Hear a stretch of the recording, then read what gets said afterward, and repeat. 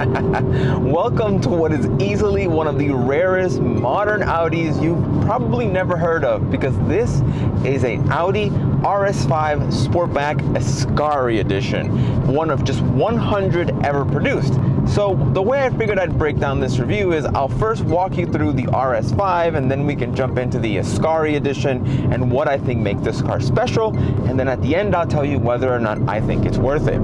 So starting with the RS5. So the current generation RS5 joined the lineup for the 2018 model year, but it did so as a coupe.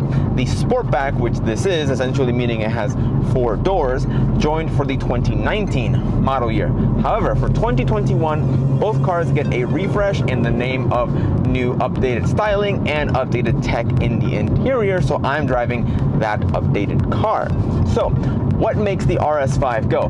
Well, it is a twin turbocharged 2.9 liter V6 developing 444 horsepower and 442 foot-pounds of torque. Now, this being an Audi, it does come standard with all-wheel drive and an 8-speed automatic transmission. So all that performance translates to a 0 to 60 time of 3.8 seconds and a top speed of 174 miles an hour with the dynamic package, which this car does have.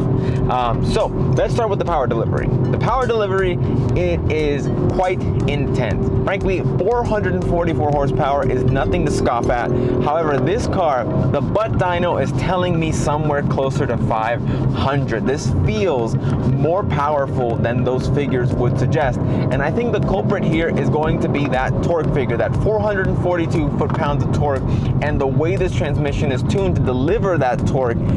It just makes use of every little bit of available power. So as soon as you put your foot down, big torque down low, but it carries all the way to redline, and the gears themselves are so nicely spaced that you're kind of always in boost. As soon as you put your foot down, you don't really lose boost, you don't really lose momentum, and the result is this car feels dramatically fast. And now, aside from that, this does have all-wheel drive, like I mentioned, with torque vectoring, which this car can send almost all of its torque to just one wheel. In the real world, the result is extreme amounts of grip. You can really feel this car sort of sucking you into the corner, not really wanting to understeer or anything. This is not, it's very sort of un-Audi. Out of every Audi that I've driven before, even I drove the S5 a couple of years ago, that was far more understeery than this. This thing is absolutely planted, and frankly, yes, if you push it to like 100%, you'll get a little bit of understeer, but the threshold at which that happens is so high that I would argue that 99% of people driving this car will never ever get there. So what you really do get to experience is immense speed and immense grip. So this car, its capabilities are undeniable. Now back to that transmission, because I mentioned it is an 8-speed automatic, but it is not a dual clutch.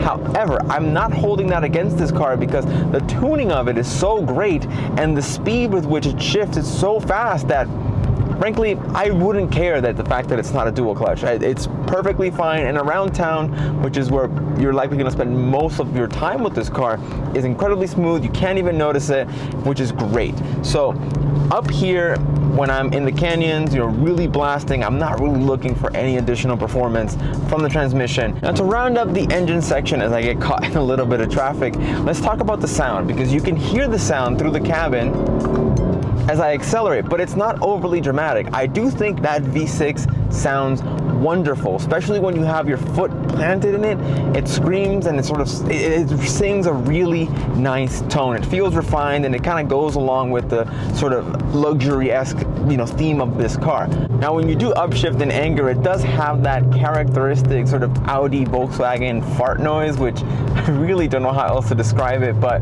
I really am not a fan of it. I think it kind of spoils the rest of the really nice tone that this engine puts out, but it's there, and I guess it does add a little bit of drama to the overall experience, but I could really do without it. I really have very few complaints with the way this car drives, and frankly, this has a variable steering ratio, and there's a lot of feel, which is very uncharacteristic of, again, of Audis that I've driven in the past. There's a lot of feel coming through, and it feels quite lively. I get a lot of good information And frankly, it's perfectly matched to this car and the segment that it's in and what it's trying to compete against. So that was also incredibly surprising. But when you put everything together, you put the engine, the transmission, the all-wheel drive system, and then you add the fact that this car has a 275/30 square stance tire setup, and this car drives absolutely phenomenally. I have very few complaints about it, and it's so accessible. That has been the main theme with this car. It's not only incredibly fast, but it's also very easy to drive at the limit. It's very easy to drive. It's not scary or intimidating by any means, and it would allow even folks that don't have that much driving experience to come up here to the canyons and really enjoy themselves, because they don't have to be a pro driver to extract the most out of their car. This car kind of hands you its very best in a silver platter for you to enjoy.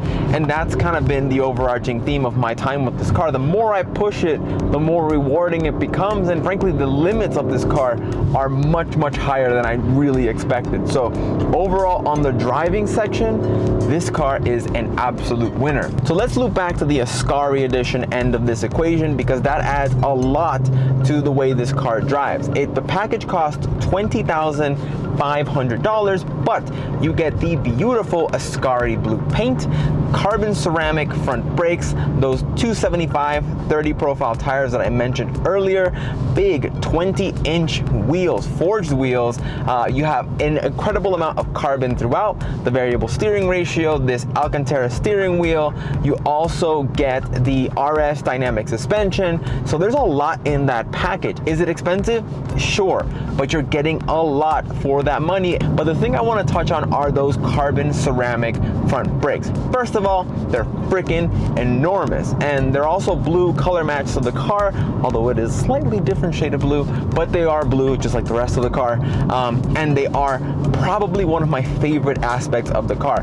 Now, when I first got into it, I thought they were a little bit grabby, but once you put some heat into them and you get them properly going, they are absolutely awesome. For 2021, this car gets a significant amount of exterior updates, like I mentioned earlier, starting with the grille. The entire front end has been sort of tweaked. It's not really a revolutionary change, it's more evolutionary, but the grille is slightly tweaked, the headlights are new, and frankly, this car is a little bit wider than its predecessor, just subtle tweaks here and there that really make a big difference. This is probably my favorite looking car in the segment. I think this car looks incredibly elegant regardless of the angle, and this Ascari blue paint is especially a highlight because it's incredibly sparkly, it shines in the sunlight, lovely, but it also has these contrasting silver trim bits throughout with the silver wheels, and this color combo is probably my favorite RS5 I've ever seen, even counting the green one, which I'm a huge fan of green, but I think this Ascari blue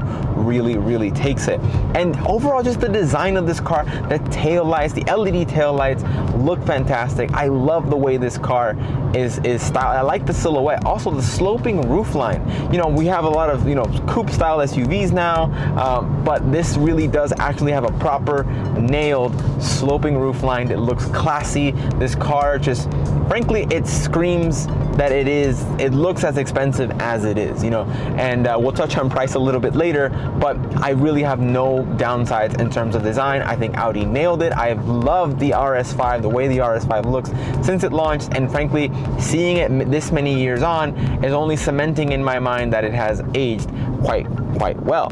Let's talk about the interior, because that is where you're going to be spending all of your time with this car. And frankly, I love the interior layout of this car. The big fans across the dash, the central digital instrument cluster. This is an updated screen in the middle here. It's 10.1 inches now and houses an updated infotainment system as well, with wireless Apple CarPlay and wired Android Auto connectivity. But overall, the layout in here, just let's not even talk about materials yet. Let's talk about the layout. It's beautiful. I think it's very fitting for a car of this price point. I think it looks classy, looks elegant, and frankly, everything is incredibly easy to use. Now, in terms of materials, like I mentioned earlier, this Alcantara steering wheel is part of the Ascari package, and we have tons of carbon throughout, which frankly, I think, gives it that sporty look. In a car that weighs 4,000 pounds, is not making any weight differences, but is a great use of material. There's gloss black throughout, and a little bit more Alcantara here and there, even in the doors and such. But the fact that there's a couple different materials, whether it be carbon, plastic, Alcantara, and different finishes, it really does make this all black interior still feel quite nice. It still feels like a quite nice place to be in, despite it being a generally dark cabin. Now, the digital instrument cluster in front of me is easily the interior's highlight because it feeds me all the information I would likely ever need. I pretty much do not need the screen in the middle because I can configure my navigation, all of my information right here in the middle. If they just added Apple CarPlay to the center screen, we could do away with this one over here. These sport seats, they're standard for the RS5. They have a sort of honeycomb pattern on them, and frankly, the quality of the leather, everything in here feels incredibly top-notch and quality, obviously given the price point, which again we'll touch on in a second. But frankly, I have no complaints about the interior. Sound deadening is excellent. This could easily be a highway cruiser, a daily driver, absolutely no problems on that front. And yeah, this interior is a very, very nice place to be. And I love that the exterior, like I mentioned earlier, is quite elegant, and the interior is also, again, still leaned on elegant. So we need to talk about at this point the price, because as much as I really genuinely like this car and I think it's a fantastic performer, it does come at a price. Now, the standard RS5 Sportback without the Ascari package starts at a little over $75,000, but with the Ascari Edition, it starts at just under $96,000, excluding your destination charge, which is $1,045. So let's talk at that price point. We're essentially talking about a six-figure RS5 once taxes and fees and everything is all settled. Do I feel this car delivers a six-figure driving experience? I think yes. I think genuinely the way this car steers, stops, accelerates, and just tackles corners is definitely befitting of a six-figure car. Now, I have to be completely honest that I have not driven a standard RS5 Sportback without the upgraded brakes or the suspension or the steering to really genuinely compare, but just comparing this to all the vehicles I've driven recently, I don't feel like this car is lacking, given that price. But I don't think anybody's gonna buy this car at nearly $100,000 and be deeply disappointed. And that's kind of my overarching thought with this car. I've been very impressed with it, and it's actually gotten me thinking, why don't we hear more about the RS5? I know we talk about a lot about the M3 or the C63, but in the general sort of conversation of this space, I don't think we really hear much from the RS5. I think too many folks sort of write off this car without even really giving it a chance. And frankly, what Audi's been cooking up over here sort of in its own lane is really truly special. I think this is not only up there with its closest competitors, but I would pick this over some of its competitors. So that's probably the biggest compliment I could give this car, and I think we're gonna end it right there. So I wanna thank you again so much for watching. Please make sure to like and subscribe. It really does help us grow, and leave any suggestions for any cars that you'd like to see, whether that be supercars, sports cars, luxury cars. We are going to cover pretty much anything we can get our hands on. So until then, take care, and I'll see you on the next one.